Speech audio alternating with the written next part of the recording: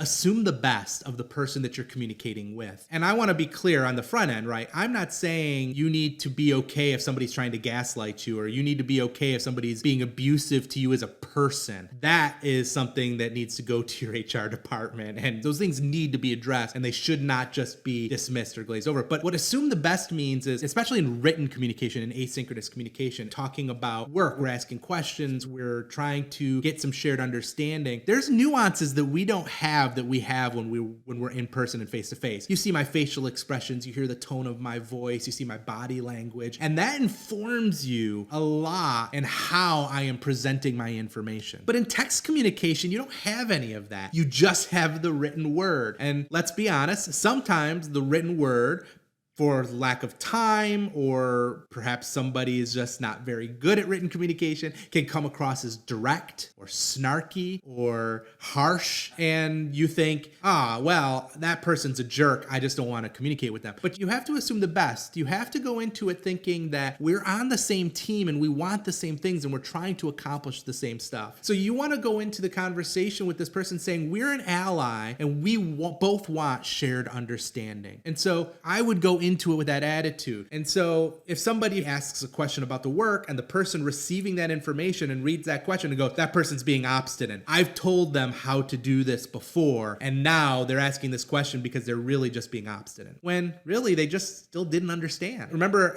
I've talked about being a chief reminding officer. Well, you can do that about anything, right? Telling somebody how to do something once isn't always enough. And for some people, it's going to take 6, 7, 8 times. And you have to know who you're talking to and assume good intent on the person that you're talking to as much as possible.